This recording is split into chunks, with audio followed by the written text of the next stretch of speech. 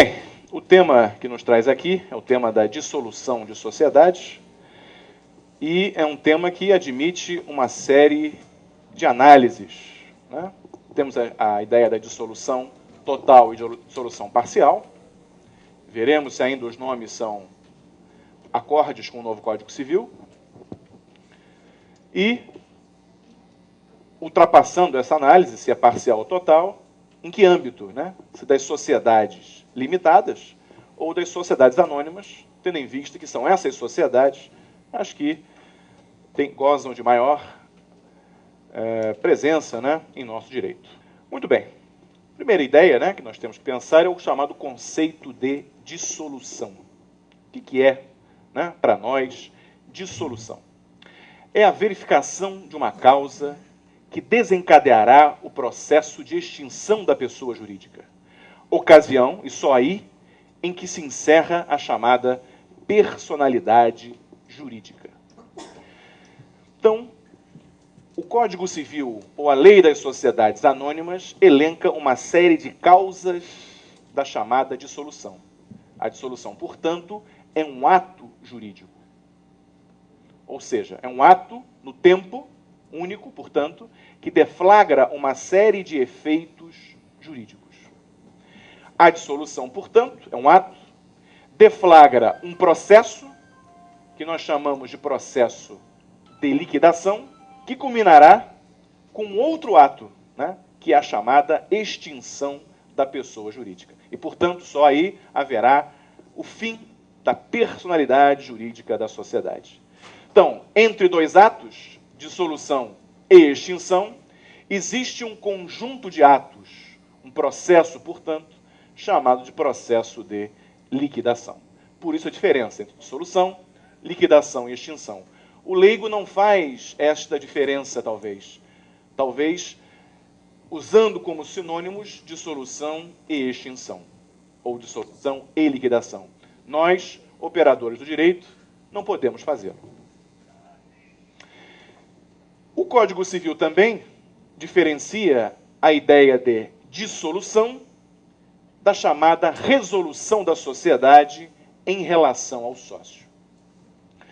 Antigamente, né, para diferenciar-se a dissolução total da dissolução parcial, né, ou seja, daquela em que punha fim a pessoa jurídica, daquela que não punha, ou só punha em relação a um sócio, né, acrescentou-se, né, a diferença para o intérprete poder saber qual seria a forma, né, se total ou parcial.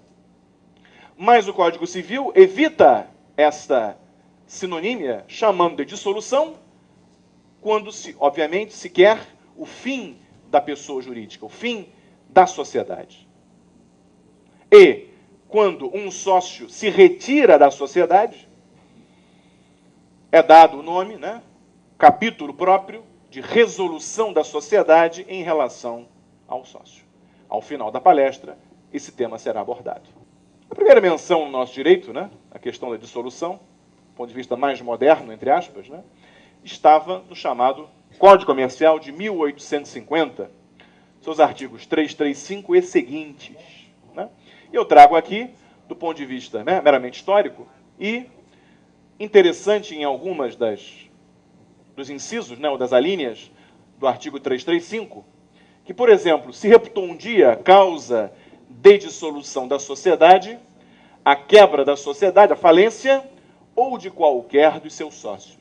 Então vamos ver se atualmente, daqui a pouco, se a quebra, se a falência da sociedade é causa de dissolução, e, numa outra análise, se a falência do sócio, que o sócio não é empresário, o empresário é a sociedade, se também a falência do sócio, por exemplo, que seja ao mesmo tempo empresário individual e sócio da sociedade, se isso seria causa também de dissolução dessa sociedade. E também na quinta alínea, né, se a vontade dos sócios, ou seja, sem qualquer, aliás, vontade de um dos sócios, sendo a sociedade celebrada por tempo indeterminado. Veremos daqui a pouco se é causa de dissolução da sociedade ainda apenas a vontade de um dos sócios. Mas vejam que antigamente é o que se propunha. E o Código Comercial fazia diferença, até hoje mantida, já adianto, entre a chamada dissolução pleno iure, de pleno direito, portanto, que prescinde da declaração judicial, daquela em que é necessária ou necessário o pronunciamento do Poder Judiciário. Então, essa diferença até hoje se mantém, bebendo das águas do Código Comercial, e, em seguida, né, teremos essas perguntas. A antiga legislação das sociedades anônimas, né, o Decreto-Lei 2627 de 40, né, ainda na época de Getúlio Vargas, portanto, Decreto-Lei com força, né, de lei ordinária, também tratava das chamadas causas de dissolução. Né? E, do ponto de vista histórico, é interessante, né? Vejam a linha D, né? Que reputava-se dissolvida a sociedade, né? Embora falasse em entrar em liquidação, mas a liquidação tem como pressuposto lógico a dissolução. Então, considerava-se, né, que, em havendo acionistas com número inferior a 7, né, isso seria uma causa de dissolução e, portanto, deflagrando o processo de liquidação.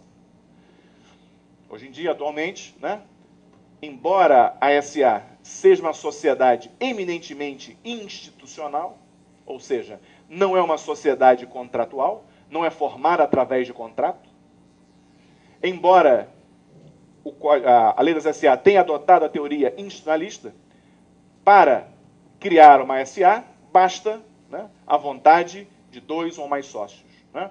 Embora o contratualismo não tenha sido a fonte primária para a formulação da sociedade anônima, ela acaba indiretamente sendo usada quando exige um mínimo de 2 sócios para a Constituição, ressalvado, obviamente, a chamada subsidiária integral. Mas, naquele tempo, em 40, o número mínimo de sócios era maior. Então, vamos começar a nossa análise agora, né? Lei em vigor, o Código Civil, acerca, né, das chamadas sociedades de pessoas, especificamente a sociedade limitada. Não vou me ater em nome coletivo, em comandita simples, em razão aí do pouco uso, né, que ainda tem em nosso direito. Né?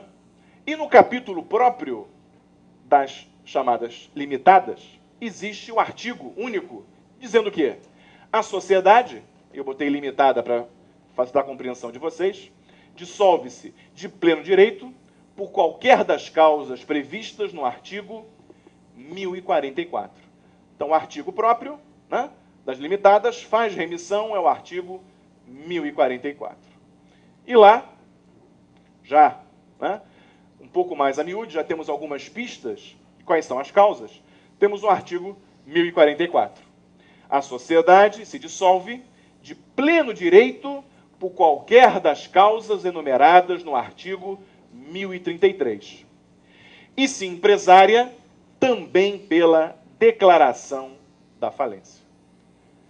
Então vejam, já temos uma pista de qual seria uma primeira causa de dissolução da sociedade, que seria a declaração da falência. Então hoje, infelizmente, é uma crítica que se faz à lei, mas não podemos dela fugir, a falência é causa de dissolução da sociedade.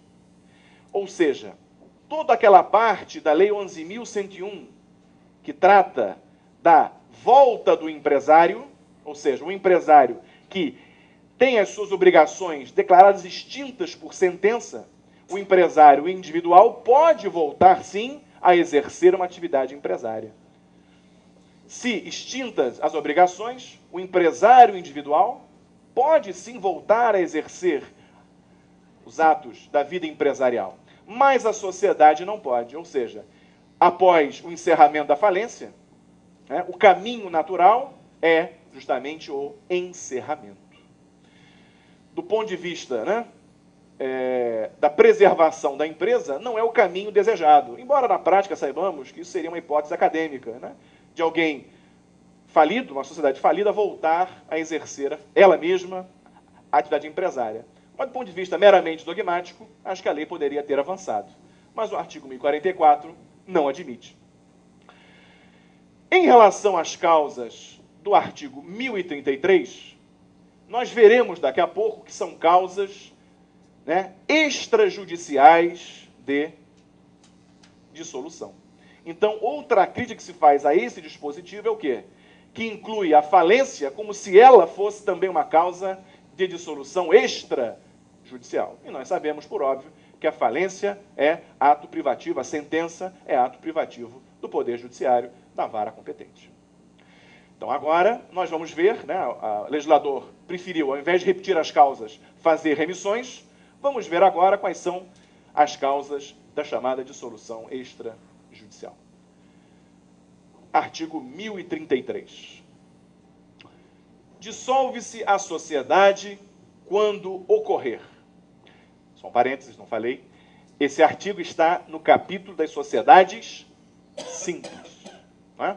Então, veremos daqui a pouco o quórum para aprovação da matéria, se for necessário, mas, por enquanto, esse é um capítulo aplicado não por analogia, mas por expressa remissão do Código às sociedades limitadas. Então, qual é a primeira causa de dissolução da sociedade? O vencimento do prazo de duração, salvo se, vencido este, e sem oposição de sócio, não entrar a sociedade em liquidação, caso em que se prorrogará por tempo indeterminado. Então, vejam, prima facie, se a sociedade tem um prazo determinado, uma vez expirado o prazo, isso seria a causa de dissolução da sociedade. Ela teria que entrar num processo de liquidação, culminando com a extinção. Porém, em abono ao princípio constitucional da preservação da empresa, né, do fomento à ordem econômica, né, à ordem tributária, aos empregos criados, autoriza-se que, mesmo vencido o prazo, se não houver a oposição de sócio, que a sociedade venha, portanto, a continuar desempenhando o seu objeto, e agora por prazo indeterminado. Ou seja, se a sociedade nasce de prazo determinado, mas os sócios entendem que é interessante continuar, aquele negócio que tinha um prazo final de validade chega a melhorar, ou seja, chega a dar lucros, enfim, os sócios querem continuar, a lei, então, permite que aquela declaração de vontade anterior ela seja mitigada, permitindo-se, portanto, que a sociedade possa desenvolver o seu objeto agora por prazo indeterminado. O segundo, ou a segunda causa de dissolução é o chamado consentimento unânime dos sócios. Vou pular de propósito. 3. A deliberação dos sócios por maioria absoluta na sociedade de prazo indeterminado. Agora vamos esquecer que estamos diante da sociedade limitada. Vamos lê-la através, né, dos olhos da chamada sociedade simples. De per si, nós já percebemos um chamado conflito aparente de normas. Porque, ora, é unânime o consentimento ou depende da deliberação dos sócios por maioria absoluta? Obviamente que esse conflito é meramente dado numa primeira leitura. Por quê? Por óbvio, depende de consentimento unânime na hipótese de sociedade por prazo determinado. E, obviamente, por prazo indeterminado é nas hipóteses, né, deliberação por maioria absoluta. Mas o que é interessante é o quê? Que há um conflito das duas normas, que nós já harmonizamos no âmbito da simples, com o quórum previsto nos artigos 1076 e 1071 do capítulo próprio das limitadas. Ou seja, eu tenho as causas aqui, mas esses quórums não podem ser observados, sob pena de ser observados se violar a regra própria das sociedades limitadas. Vamos ler aqui o artigo 1076. Né? O 1071 traz que depende da deliberação dos sócios, inciso 6º, a deliberação pela dissolução da sociedade. Então é matéria que depende da deliberação dos sócios. Não pode o administrador de per si decidir pela sociedade. Ele depende de submeter a decisão aos sócios. E qual é o quórum? Aí sim o artigo 1076. Esse quórum é o quórum de 3/4 do capital social. Ok? Então, aqueles quórums da sociedade simples não são observados. Apenas o código aproveita a causa, mas o quórum, o conflito, ele é harmonizado através dessas normas. E o Campinho tem uma posição, e dada a autoridade, né, do doutrinador, né, eu passo a vocês que, como o artigo 1076 não faz diferença entre prazo determinado e prazo indeterminado, ele entende que, nos dois casos, o quórum é de 3/4. Ok?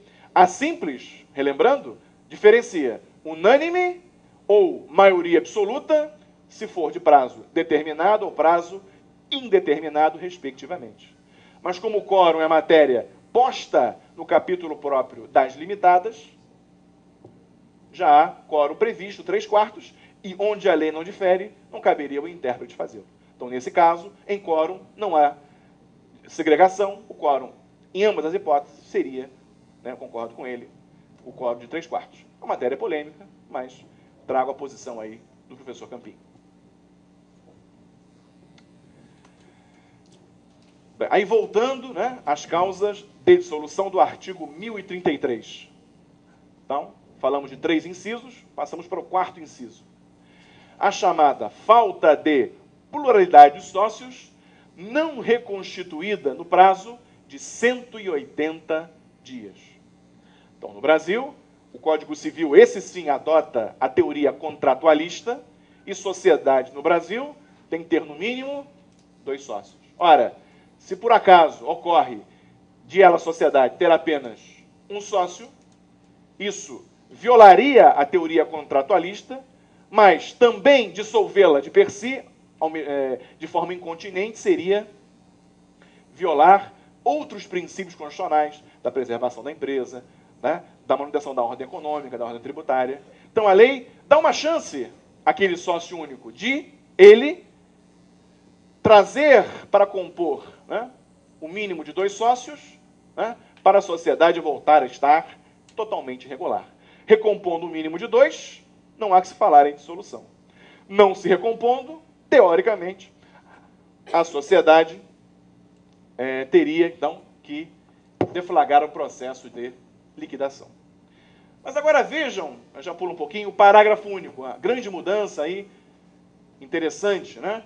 Para vocês, me parece ser muito importante, que é a possibilidade de a sociedade, com um único sócio, transformar, né, o seu registro, e transformação utilizada no sentido pouco técnico, né, que transformação pressupõe sociedade, né, mas seria uma transformação que eu chamo de registrária, ou seja, se a sociedade que tem um sócio transfere o seu registro para empresário individual, ele mantém a sua regularidade. Então, a possibilidade, né, atual, que o parágrafo único do artigo 1033 tem, de o sócio não chamar ninguém mais, talvez ele não queira, não possa chamar ninguém para compor o mínimo de 2, mas para que não chegue-se à dissolução, que ele então transforme o seu registro de sociedade para empresário individual.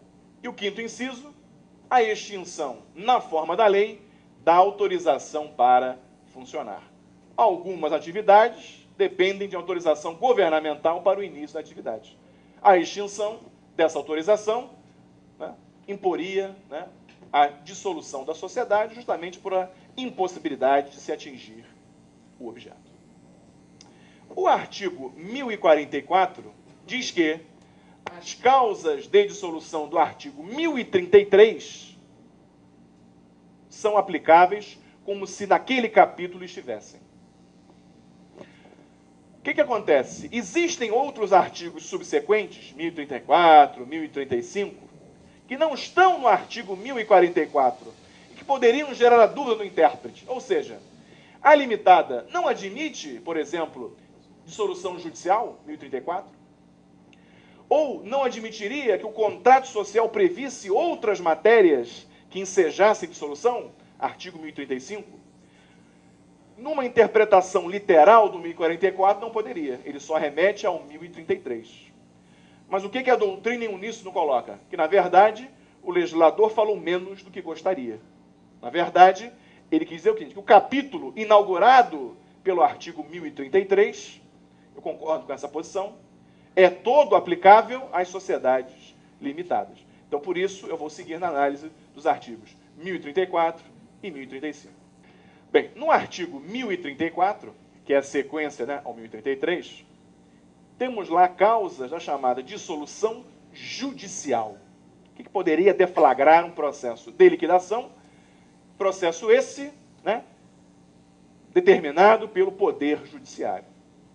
São eles, né? Ou seja, qualquer dos sócios, veja, não há um quórum mínimo, qualquer dos sócios pode ingressar em juízo para, 1, anular a Constituição, houve algum vício na Constituição, vício de vontade, um vício de forma insanável, então vai-se a juízo tentar-se, né, declarar esse vício e anular a Constituição da sociedade, ou exaurido o fim social ou verificada a sua inexequibilidade.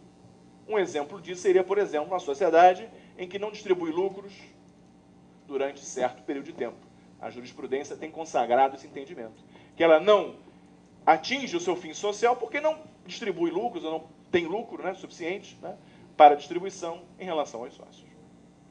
Então, o artigo 1034, embora não mencionado no 1044, seria então aplicável também às sociedades limitadas. Em relação ao 1035, também uma possibilidade de o contrato prever o quê?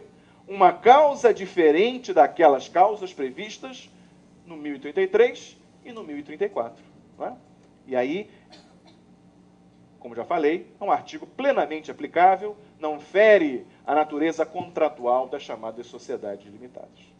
E agora nós temos, no artigo 206, as causas de dissolução das sociedades anônimas. Não é? E, no mesmo artigo 206, há 3 pontos de análise. As dissolução de pleno direito, ou seja, que independe de pronunciamento judicial, as causas de dissolução judicial e daquelas que dependem de decisão de autoridade administrativa.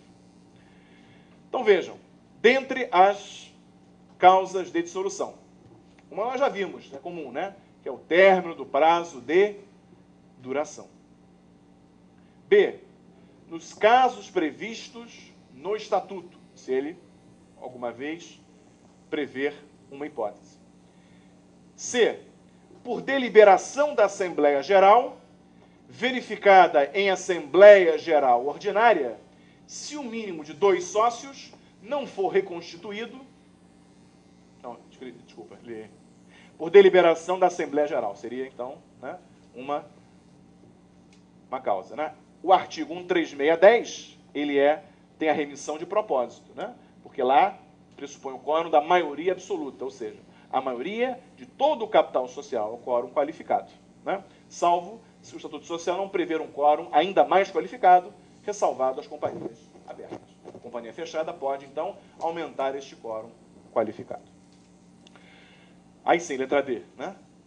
Pela existência de um único acionista, verificada em Assembleia Geral Ordinária, se o mínimo de 2 não for reconstituído até a do ano seguinte, ressalvado o disposto no artigo 251, que vocês bem sabem, é a chamada subsidiária integral, que ela nasce com um único acionista e tende, né, a permanecer com apenas um acionista. Então, a existência de um único sócio, né, em Assembleia Geral Ordinária, o que acontece? Você vai até a Assembleia Geral Ordinária seguinte para ver se recompôs-se o mínimo de 2 sócios. Né? Voltando ao artigo 82 da Lei das SA, que exige a presença no mínimo de 2 sócios, ou 2 acionistas. Se essa pelo menos, né, 2 sócios não estiverem na nova Assembleia Ordinária seguinte, isso seria a causa de dissolução da sociedade. E letra E, né, pela extinção, na forma da lei, da autorização para funcionar. Okay? Então, basicamente, as mesmas, né, ideias já consagradas no Código Civil. Do mesmo modo, né, causas de dissolução para a chamada dissolução judicial, né? Letra A, quando anulada a sua constituição em ação proposta por qualquer acionista. Então, qualquer acionista pode tentar anular a constituição da companhia, né? Há um prazo prescricional de 1 ano, né, desde a constituição, mas dentro desse ano é possível, então, a anulação da constituição da companhia. E letra B, aí essa novidade em relação ao decreto 2627 é o quê? Que é possível ir a juízo e provar que a sociedade não pode ou não consegue exaurir, né, o seu fim social, desenvolver o fim social, mas essa ação depende de que sócio ou sócios detenham para exercer o direito de ação regularmente um mínimo de 5% do capital social. Logo, existe uma condição específica para o exercício do direito de ação, que é sócio ou sócios deterem, sozinho ou em conjunto, um mínimo de 5% do capital social para proporem ação. Em não tendo, a ação tem que ser extinta sem resolução de mérito. E letra C, colocada de forma correta agora, para as SA, que a falência seria, aí sim, causa de dissolução da sociedade, na forma da Lei 11.101, mas aí vejam, dentro do capítulo próprio da dissolução chamada judicial. E número 3, por decisão da autoridade administrativa, nos casos e na forma da lei de regência. Então é muito comum, né, para planos de saúde, seguradoras, né, bancos, que, com autorização cassada, aquela sociedade não pode mais desenvolver o seu objeto e a extinção, né, a caducidade ou a extinção daquela autorização imporia, portanto, a dissolução, liquidação e a extinção da sociedade por falta, né, de pressupostos mínimos para desenvolver o seu objeto social. Muito bem. Então, tendo falado, né, acerca da dissolução, as causas que deflagram o processo de liquidação, né, nós vamos tratar agora desse procedimento, né, que ficaria aula partida se nós só falássemos de dissolução, né? Ou seja, esse ato de dissolução é um ato voluntário ou não, né, dependendo, por exemplo, né, de uma sentença judicial. Então, esse ato jurídico da dissolução deflagra um procedimento de liquidação. Ora, o que é essa liquidação, né? É um procedimento, um processo, como querem alguns, ou seja, um conjunto sequencial de atos que culminam na extinção. Ou seja, ao contrário da pessoa natural, a sociedade, para ser extinta, tem que resolver todos os problemas antes do seu falecimento, entre aspas. A pessoa natural, não necessariamente, né? É muito comum, a pessoa morre e aí todo o espólio, né, a discussão acontece depois da sua morte, né? Para a sociedade, a ordem inversa. Ou seja, para que a extinção aconteça, ou a morte da sociedade aconteça, é necessário que todos os problemas da sociedade, todos os ativos sejam vendidos, todo o passivo seja pago, para aí sim a extinção acontecer, sem que nenhum problema gere, nenhum problema atinja, né, os agora ex-sócios. Muito bem. A liquidação, tal qual a dissolução, ela poderá ser extrajudicial. Então, o Código Civil trata, né, artigos 1102 e seguintes, e também a Lei das SA também trata, artigo 208 e seguintes. Ou ela pode ser judicial. E aí, é engraçado, né? Porque o Código Civil de 39 está revogado em muitas partes, mas não está nesta parte. Muita gente não sabe disso.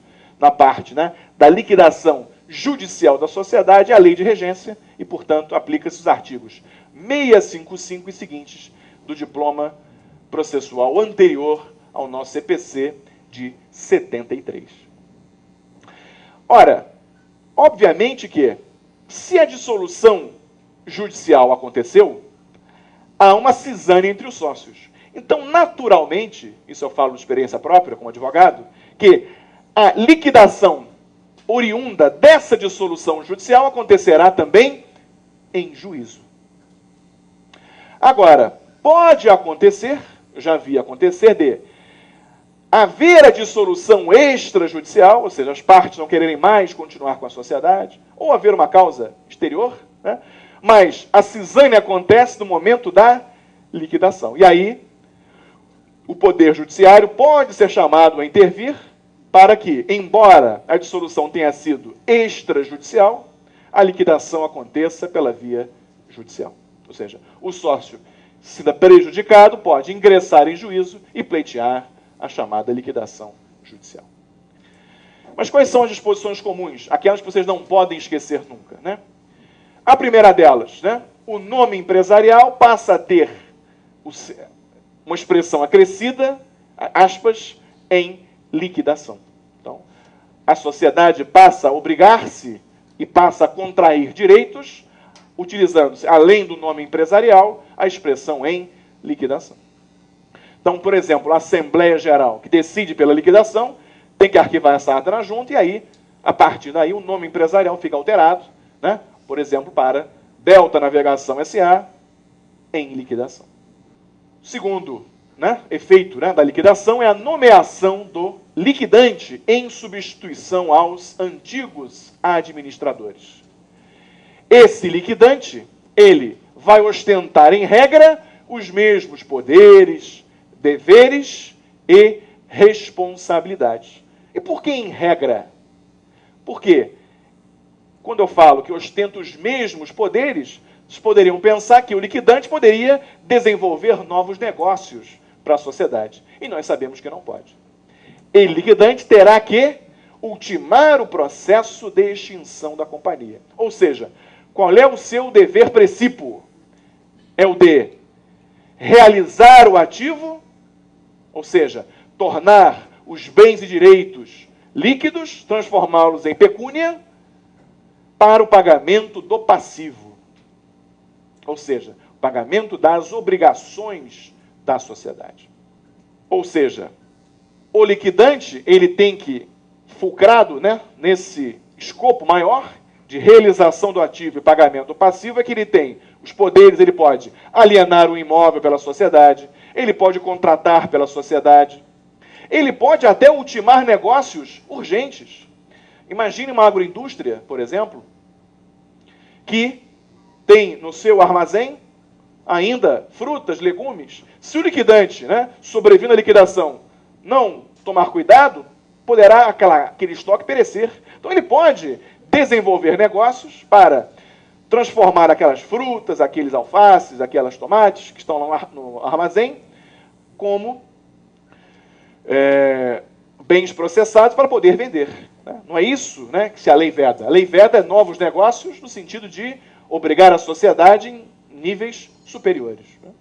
Então, nesses casos de ultimação de negócios, é dado ao liquidante os mesmos poderes, os mesmos deveres, não é isso?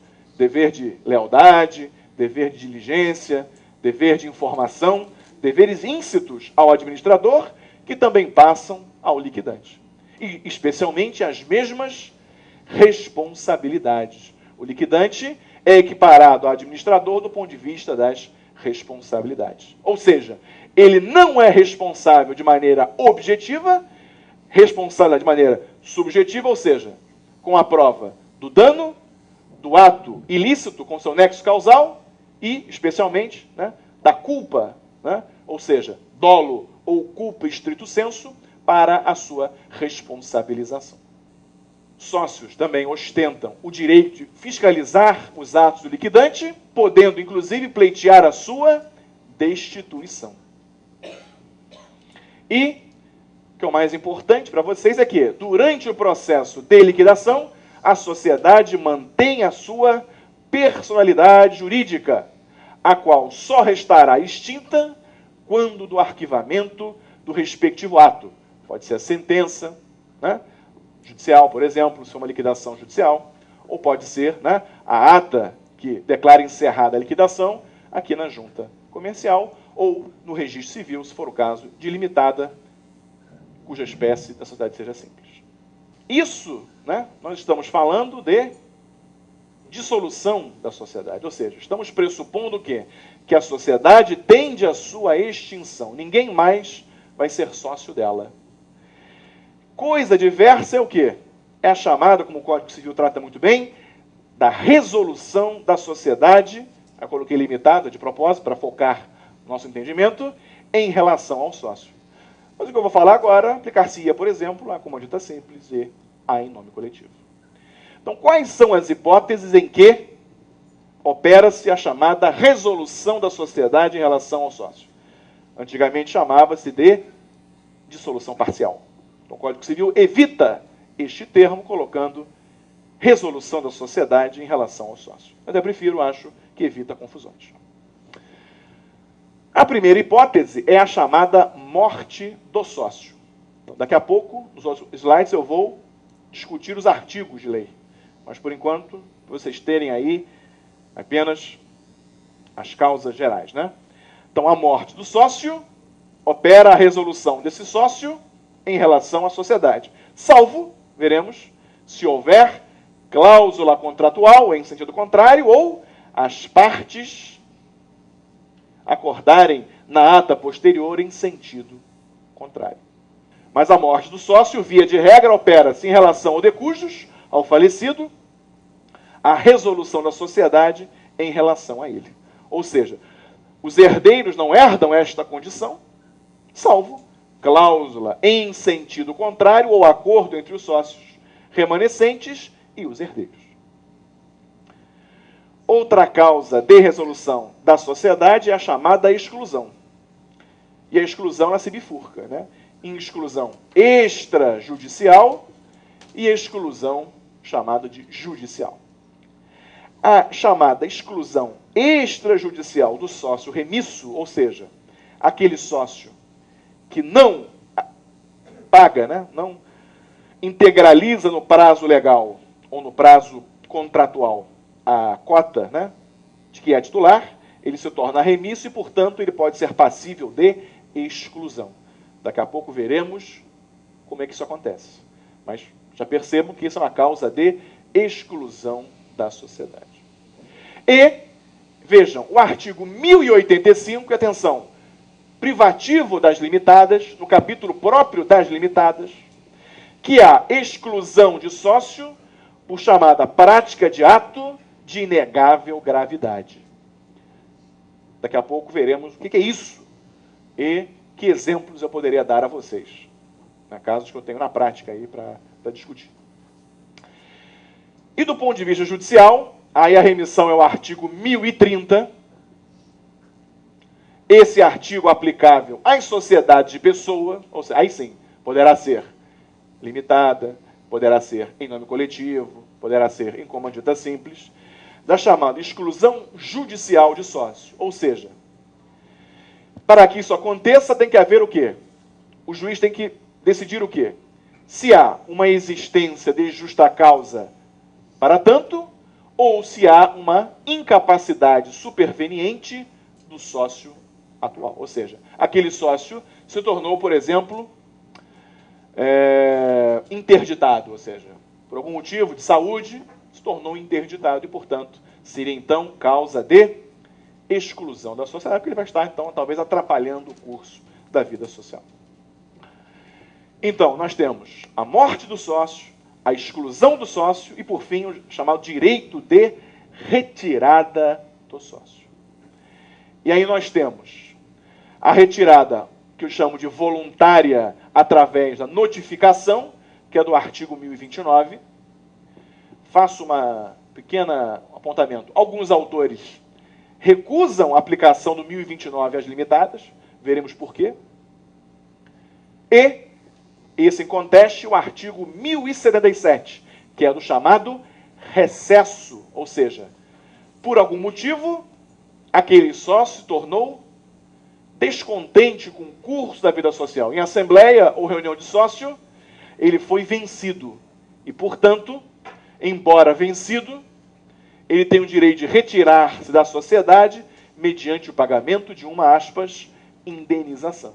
Chamado essa indenização de reembolso. Ou seja, ele vai embora porque ele não acredita mais no curso da vida social daquela maneira. Então, ou a lei ou o contrato autorizam que ele saia, mas não de mãos abanando, que ele saia indenizado, ou seja, através de um pagamento chamado reembolso. É o artigo 1077, de aplicação exclusiva das sociedades limitadas, porque no capítulo próprio. Então vejam, o 1028, né, diz lá, na morte do sócio, liquidar-se-á sua cota salvo. Ou seja, qual é a regra? Liquida a cota, não liquida a sociedade, liquida a cota. E, portanto, salvo, ou seja, a regra é, a morte opera se não houver cláusula nenhuma no contrato social, já respondendo a pergunta de vocês, né, certamente, não havendo cláusula, né, no contrato, dispondo diferentemente, qual é a regra legal? Né? Opera-se, portanto, a liquidação da cota, ou seja, a sociedade se resolveu em relação ao sócio falecido. Então, como advogado, qual é a minha recomendação aos clientes? Que disponham, se quiserem, logo, porque isso vai elidir a norma legal. Por exemplo, né, dizendo que as cotas serão, né, passadas para os herdeiros, né, ou já colocando algum tipo de salvaguarda, né, para esse sócio. Né? Por exemplo, na sociedade de advogados, essa cláusula não poderia acontecer, embora não seja limitada nem nada, mas só vocês terem uma ideia. Que às vezes o herdeiro daquele pai falecido, o filho não é advogado, então não pode adquirir. Então, mas é sempre bom prever o que acontece, né, em caso de falecimento do sócio. 2, também interessante, por quê? Porque às vezes a morte de um sócio torna sem efeito econômico, efeito prático, a continuidade daquela sociedade. Ele, por exemplo, era titular de 90% das cotas. Os clientes gostavam daquela pessoa. Então a morte dele, daquele sócio principal, acontece muito, né? Não tem sentido que ela continue sem ele. Então, os demais sócios podem, em reunião à parte, poder então decidir pela liquidação não da cota, mas total da sociedade. Aí remeto vocês ao artigo 1033. E 3, se, por acordo com os herdeiros, regular-se a substituição do sócio falecido. Até, inclusive, há uns 2 anos atrás, a prova da OAB, que justamente perguntava se isso era possível, né, herdeiros regularem. Né? A resposta era o artigo 1028.3 do Código Civil. E agora, já falando de exclusão de sócio, remeto vocês ao artigo 1004. O 1004 trata do sócio remisso no seu caput, dizendo que, aí é uma regra totalmente, a meu ver, inconveniente, né? Não sei se percebem pelo 1004, que, embora o contrato social possa prever, vocês como registrados talvez tenham essa preocupação, que, embora o contrato possa e deva prever uma data para o sócio talvez integralizar a sua cota, ele só será sócio remisso após prévia notificação. Então, embora haja uma data no contrato, e há muitas vezes, o Código Civil, num passo atrás, transforma esta mora em mora ex persona, ou seja, aquela mora que depende de notificação. E veja que o Código Civil ainda foi mais nocivo à sociedade, ou seja, premiando o devedor, que diz que ele só é remisso depois de 30 dias contados do recebimento da notificação. Então vejam que, né, aí o legislador não foi feliz, né, na regra, mas dura lex, sed lex. Ou seja, a mora é ex persona e não é imediatamente após a notificação. A sociedade ainda tem que aguardar 30 dias, premiando, talvez, de maneira indesejada, o infrator, né, o sócio remisso. Mas a sociedade poderá, depois de verificada a mora, depois de passar dos 30 dias, quais são as opções da sociedade? O que ela pode fazer? Ela poderá cobrar, né, a indenização do sócio remisso, pode reduzir o capital social, né, a um montante ainda não integralizado, ou em vermelho, que nos interessa, promover a exclusão do sócio. E agora, atenção, E qual é o quórum para essa exclusão? Ou seja, o que a lei fala? É a maioria dos sócios ou é a maioria, como fala a lei, melhor, dos demais sócios? Dos demais sócios. Então, portanto, para o cômputo dessa maioria, o sócio remisso não entra. Então, aquele sócio majoritário, teoricamente, remisso, ele não faz valer a sua vontade. A lei, nesse ponto, foi correta. Ou seja, não premia o infrator também nisso.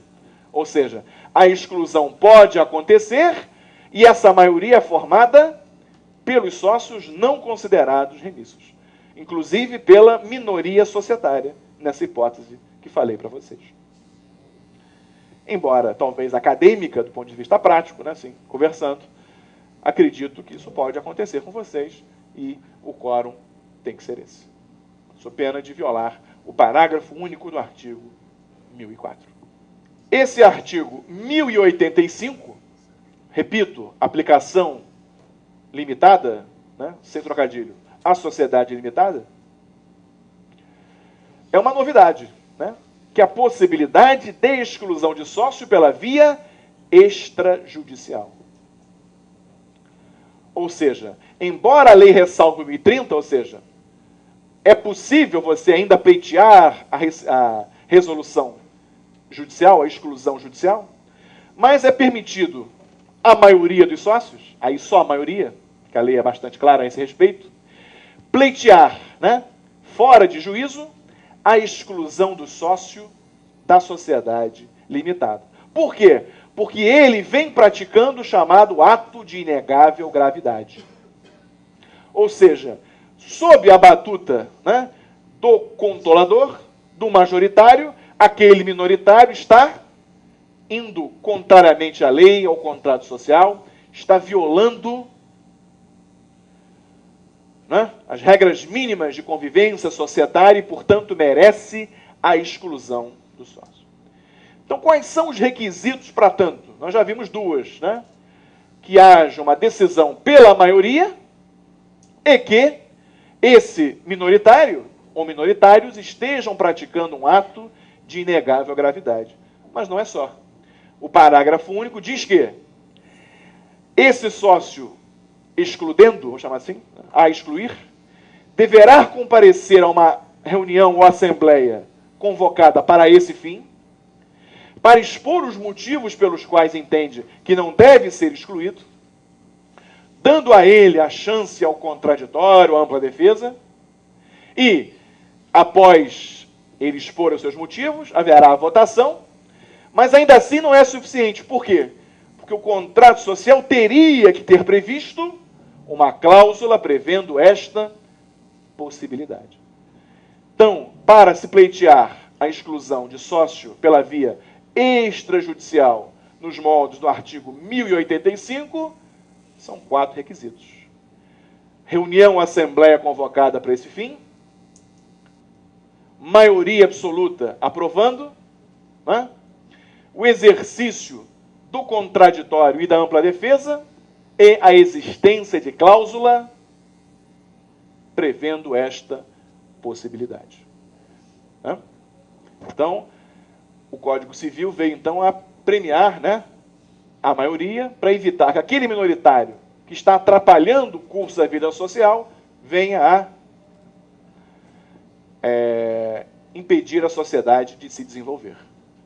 Então, ao invés de fazê-lo pela via judicial, mais lenta, né, dependendo aí de uma série de requisitos, outros de custo, a exclusão judicial ela é um modo melhor. Agora, quais são os problemas do lado de cá, do lado do advogado, né? Até para propor isso? Primeiro, o que é um ato de inegável gravidade? Muito difícil. Né? Por quê? Porque aquele excluído, se achar que aquele ato não é de inegável gravidade, não vai achar nunca, vai a juízo desconstituir aquele ato, dizendo, excelência, me tiraram, mas me tiraram sem uma justa causa. Eu não pratiquei os atos que me foram imputados. Então poderia esse ato, portanto, ser anulado e ele voltar à sociedade.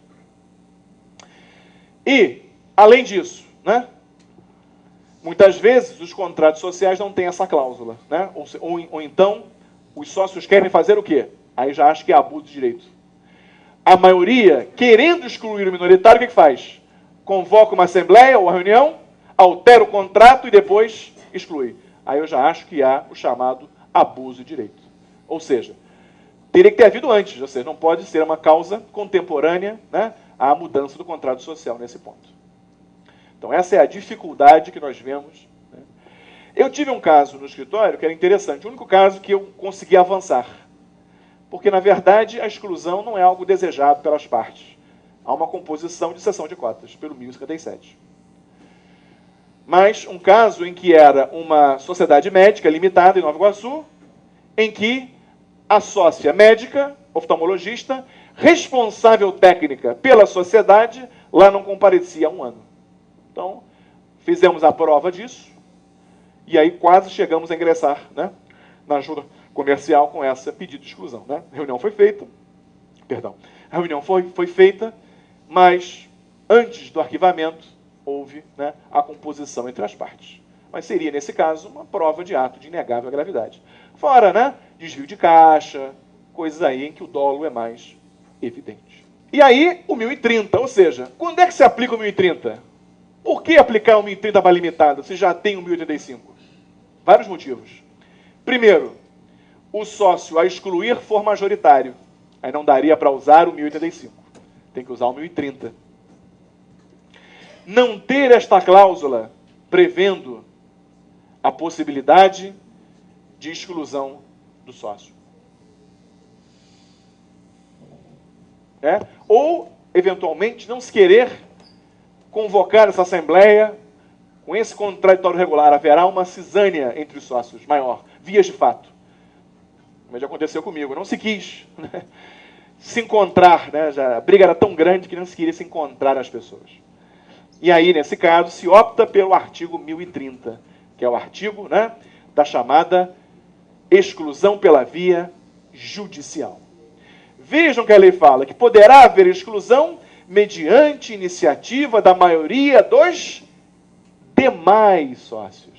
Ora, maioria dos demais sócios diz que, embora o majoritário, né, seja majoritário em várias votações, ele poderá não computar para fins, né, de decisão dessa maioria, para convocar um advogado e entrar em juízo para se requerer a exclusão do sócio em majoritário.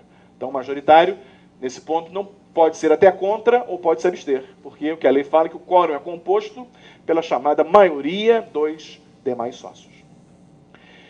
E a exclusão se dá por quê? Pela falta grave no cumprimento das suas obrigações ou por incapacidade superveniente. Alguns autores, de maneira, a meu ver, apressada, quando veio o Código Civil, o que entenderam? Que se o sócio, o sócio a excluir, ele fora interditado por sentença judicial, essa sentença seria suficiente para excluí-lo. E não. Me parece que a sentença de exclusão, a sentença de interdição, ela constitui um direito. E aí, para excluir, é necessário constituir ou desconstituir um outro direito, que é de mantê-lo associado. Que, embora incapaz, embora interditado, ele poderia ser sócio capitalista, por exemplo, se não atrapalhar o curso da vida social. Mas, independentemente disso, em havendo interdição, a sentença declara e constitui esse estado de pessoas, mas essa sentença não prescinde de uma ação própria de exclusão desse sócio. E, nesse caso, não é necessária a prova da prática de ato de inegável gravidade. Basta o pressuposto objetivo de estar interditado. É o que fala o artigo 1030. E aí, voltando ao Código Comercial, lá de trás que nós falamos, da discussão de que, se o sócio for falido, se isso impõe a dissolução da sociedade. Qual era a regra do 335? Que a existência do sócio falido impunha o quê?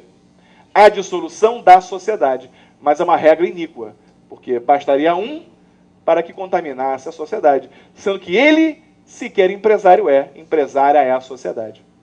Então, essa aí, qual é a hipótese? De um sócio ser ao mesmo tempo empresário individual falido e também sócio de outra sociedade. Então, nesse ponto que a sua falência, pelo Código Comercial, como empresário individual, contaminava a sociedade que ele era sócio. Então, isso era uma solução iníqua. Eu acho ainda que é iníquo impor para ele a resolução. Mas aí não tem como fazer. Dura lex ad lex. Parágrafo único do 1030. Ou seja, se o sócio for declarado falido, né, por sentença judicial, isso vai fazer com que ele tenha a sua cota liquidada na forma do artigo 1031, que veremos daqui a pouco. Se avançou, mas não se avançou tudo. Ainda no Brasil se confunde a figura do sócio com a da sociedade do ponto de vista de quem é um empresário. Empresária é a sociedade, nunca o sócio. Torna-se direito potestativo do sócio, sócio esse de sociedade por prazo, atenção, indeterminado. Então, sócio de sociedade por prazo indeterminado poderia notificar a sociedade, melhor dizendo, né, os sócios e também a sociedade. Esse é a minha orientação, que embora a lei não fale, eu, como advogado, né, eu também notifico a sociedade, mas os sócios, a lei já mandava mesmo, tendo em vista que é uma sociedade contratual. Então, esse sócio que quer sair, ninguém é obrigado a manter-se contratado se não quiser. Princípio da liberdade contratual, né? Então, o artigo 1029 consagra esse entendimento, que qualquer sócio que deseja sair da sociedade, estou falando nem de haveres, não, estou falando, quero sair, não quero mais. Então, qual é a solução que dá o 1029? Nas sociedades por prazo indeterminado, que é o que mais acontece, né? Imagino. Que haja uma notificação aos sócios, eu acrescento, à sociedade, manifestando o seu direito, o seu desejo de retirada. Em relação a cada um dos sócios, os efeitos da notificação se operam desde o momento do recebimento. Agora, a eficácia erga omnes depende do quê? Do arquivamento da notificação na junta comercial ou no registro civil de pessoas jurídicas.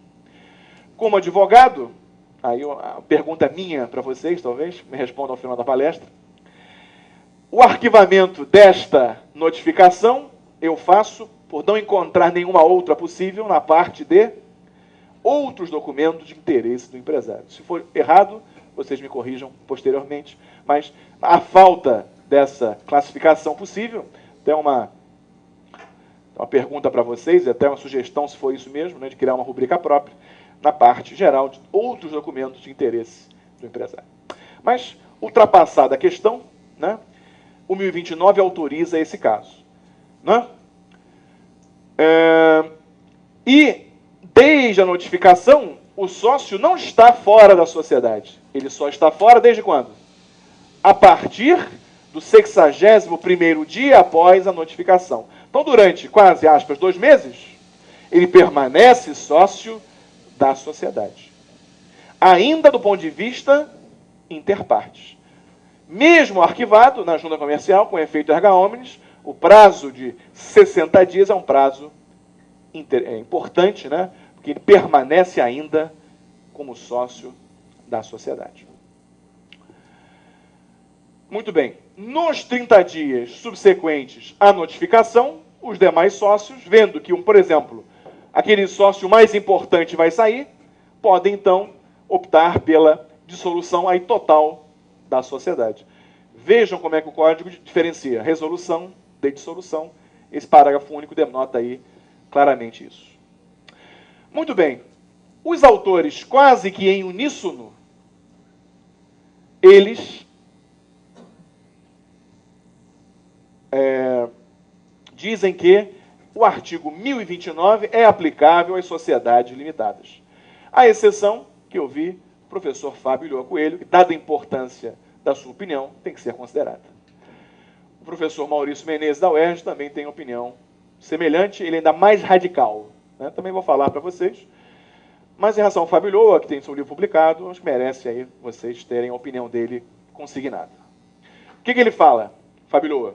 Que o artigo 1029 depende de não haver cláusula impondo a aplicação da lei das sociedades anônimas. Por quê? Se o contrato social assim prever, isso, o artigo 1029 estaria, portanto, afastado. Só aplicar-se-ia o artigo 1077 e demais causas, né, de retirada previstos no contrato, afastando-se, portanto, o artigo 1029.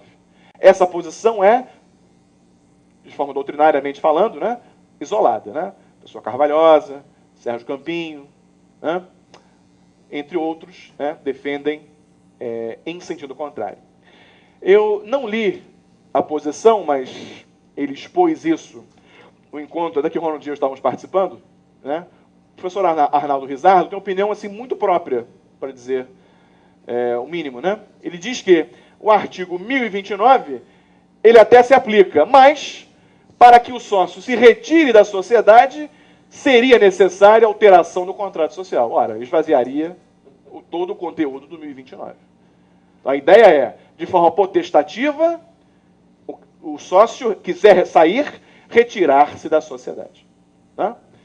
Eu entendo, né, como todos, né, pela franca possibilidade do 1029, até porque, como já adiantei, seria o conceituário lógico do princípio da liberdade da contratação. Ou seja, se eu sou livre para contratar, sou livre também para destratar.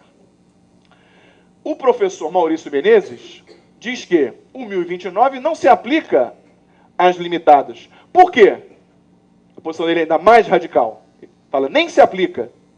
Por quê? Ainda não vi algo dele escrito, né? Temos aí um almoço mensal, né, Ronald, de professores, mas ele, jovem aí, brilhante, né, e professor da UERJ, também é uma opinião que deve ser considerada até para a reflexão de vocês. O que diz ele? É que como há um artigo próprio, que é o artigo 1077, a lei teria escolhido aquele artigo para dizer, olha, a retirada só acontece a partir do 1077. O 1029 não poderia ser aplicado por analogia, porque o capítulo já exauriria a ideia da retirada. E qual é o contraponto? O contraponto é que convivem harmonicamente o 1029 e o 1077. Veremos daqui a pouco ao analisar o 1077. Mas são opiniões que vocês devem considerar. Né? O importante aqui é que fatalmente vocês receberão essas notificações e terão que se posicionar. Se a notificação é válida ou não para ele se retirar da sociedade e que, em sendo válida, ele só deixará de ser sócio nos 60 dias subsequentes, né, ao recebimento. Aí o famigerado 1077, né, que é a questão do recesso do sócio.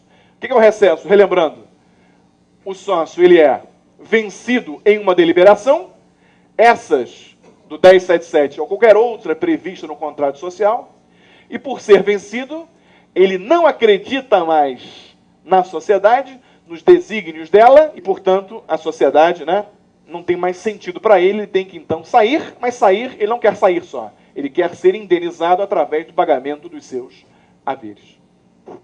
Então, quais são as matérias que autorizam o recesso?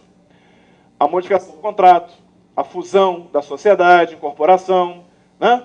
Então, terá o sócio que dissentiu, terá a oportunidade de consignar a sua divergência e receber um valor, ou seja, o percentual aplicado sobre o patrimônio líquido da sociedade verificado na ocasião do seu recesso. Ora, fala o professor Maurício Menezes, ora, como compatibilizar essas duas normas? Eu vejo perfeitamente. Né? Ou seja, se houver uma das cláusulas previstas no contrato ou essas elencadas em lei, você pode optar, né? Ou usa o recesso ou usa a notificação. Mas quando não tem no contrato, nem está na lei, aplica-se, ou seja, a notificação por mera liberalidade, ou seja, a pessoa não quer mais manter-se contratada. Então, é perfeitamente compatível. Qual é o contra-argumento? Olha, mas você vai deixar sócios haver navios, ou seja, sócios que contavam contigo e você se despede sem dar qualquer justificativa. Repito, é um direito potestativo pelo 1029. Mas é isso mesmo. Né? Ou seja, convivem, né, duas realidades. O sócio que quer sair e a sociedade que não quer deixá-lo sair. Qual deve prevalecer? A meu ver, a liberdade de contratar e destratar. E, além disso, ele não trata, mas eu acho também importante, que é o quê? No recesso, a saída do sócio é imediata. E, no 1029, depende do decurso do prazo de 60 dias. Então, também por esse motivo, há uma convivência harmônica e uma opção de quem se retira. O fato é que, retirado o sócio, por qualquer motivo, excluído, retirado, né, voluntariamente, por morte do sócio, o que acontece? Haverá não a liquidação da sociedade, mas sim a liquidação da sua cota. E aí, vamos ver o artigo 1031. Que é essa liquidação da cota. O artigo 1031 vem corrigir um problema do decreto 3708 de 19, a antiga lei de regência das antigas sociedades por cotas de responsabilidade limitada.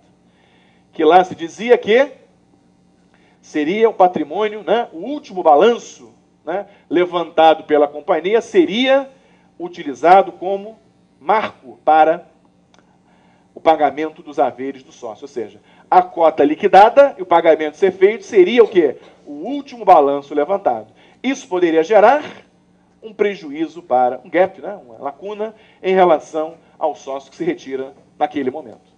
Então, para corrigir este equívoco, o que é que se faz? Que é importante que vocês estejam atentos a isso também. Deve-se levantar o chamado balanço de determinação contemporâneo à saída do sócio. E atenção ao 1029. A saída do sócio, o balanço não é a data da notificação, ele ainda é sócio. É a data 60 dias depois ao recebimento da notificação. Inclusive, né, utilizando aí de uma regra, vamos dizer assim, não analógica, mas uma regra interessante, né, do ponto de vista, que às vezes, como são vários sócios, eles recebem datas diversas. Né? Então eu conto o 60º dia a partir da última notificação, tal qual acontece nas citações pelo Código de Processo Civil. Maneira mais segura, né, de saber, olha, não sou sócio desde a última notificação recebida, né? Que, como vimos, é o que deflagra a contagem do prazo. Né? E a liquidação acontece, e aí o sócio, então, é indenizado, né, pela sua saída, ou os seus herdeiros, no caso do falecimento do sócio. É pago no espólio, né, no inventário, né, nesse caso, faz o pagamento em juízo, e aí esta cota liquidada fica acéfala, né, nesse momento, porque aquela cota, no momento teórico, ela fica acéfala, não pode ficar. Não é possível um bem que não tenha um titular. Como é que o Código, então, resolve isso? De duas maneiras. Há divergência, mas de duas maneiras. Ou o capital é reduzido, ou as cotas são redistribuídas entre os sócios. E aí é controvérsia, eu falo brincando, porque a discussão nossa é interessante, que haveria uma terceira opção. Qual seria? De a sociedade adquirir as suas próprias cotas, ou seja, excepcionalmente, a sociedade que não poderia ser sócia de si mesma, adquirir as suas cotas. Há uma posição minoritária do professor Campinho, amplamente minoritária, advogando pela impossibilidade, com a qual eu concordo. Mas, embora minoritária, não posso olvidar-me da posição majoritária, qual seja Fabiola, Dés Carvalhosa, Mônica Guzmão, entre outros, que advogam pela ampla possibilidade de a sociedade adquirir suas próprias cotas, utilizando-se da regra do artigo 30 da Lei das Sociedades Anônimas, por analogia. Mas a verdade é que o 1031, aí já advogo para a minha tese, não trata dessa possibilidade. E, a meu ver, se pudesse, seria o momento de tratar. Mas, pelas informações que eu tenho, né, Gustavo, que embora o TNRC tenha no manual colocado pela impossibilidade desse ato, de compra das cotas pela própria sociedade, ele já vem temperando o entendimento, permitindo essa possibilidade. Mas o fato é que, até o momento, o manual, do ponto de vista literal, não permite a aquisição de cotas pela própria sociedade. Embora o DNRC, quando instigado, já tenha temperado, já tenha permitido, no caso concreto, essa aquisição. Nas sociedades anônimas, e aí eu já vou me despedindo, para a alegria de vocês, que ninguém me aguenta mais falando, que é a questão das sociedades anônimas como sociedades institucionais. Ou seja, a retirada, a exclusão, o falecimento de sócio como causa de resolução da sociedade tem a ver com o quê? Com sociedades contratuais. Nas sociedades institucionais não tem sentido. Por quê?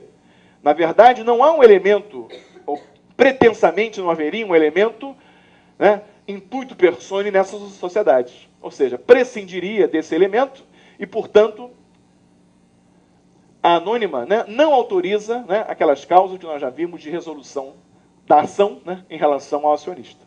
Agora, excepcionalmente admite o chamado direito de retirada, nos artigos 137 e seus incisos, né, mediante o pagamento do reembolso, que é o artigo 45. Ou seja, embora a sociedade, né, seja institucional, há matérias que, embora votadas, tornam inviável a continuidade daquele sócio. E, portanto, autoriza-se naquele momento que o sócio acionista se retire da sociedade mediante o pagamento do chamado reembolso, que é essa, aspas, indenização que lhes falei. Reembolso calculado, né, no mínimo, com base no valor patrimonial da companhia. Embora isso aconteça, o Superior Tribunal de Justiça vem admitindo, e esse que eu trago, esse embargo de divergência que eu trago, né, é o chamado leading case, que é a possibilidade, aí sim, excepcional, de quê? De dissolução parcial da chamada sociedade anônima fechada. Porque o de companhia aberta não daria mesmo. Por quê? Se ele está descontente, ele pode vender as suas ações em mercado. Mas na companhia fechada, embora possa, em regra, muitas vezes não se tem mercado para tanto. Então, o que se vê na prática? Né? Os clientes vêm muito no escritório perguntar isso. Ora, eu tenho uma sociedade com 3 irmãos, uma SA. Ninguém quer ser sócio, eu não posso ceder as minhas cotas. Não dá lucro há 3 anos. Vai vir uma série aí de problemas. Né? Eu quero ir embora. Eu não consigo vender, não posso dissolver. Que relembrem, o 206 só permite dissolução total. E aí qual foi a interpretação do STJ que eu reputo correta? Que a possibilidade excepcional, verificado, caso concreto, esse é um caso típico, de mitigação do 206, permitindo que a sociedade permaneça, preservando a empresa, preservando o pagamento de tributos, preservando os empregos, mas que o sócio que quer se despedir, que também não quer se manter contratado indefinidamente, possa sair, mas não de mãos abanando, mediante o pagamento de uma indenização, que é o chamado reembolso da ação. Bem, espero que tenha sido útil para vocês, tenha sido interessante. Muito obrigado e quando quiserem, estou à disposição. Obrigado.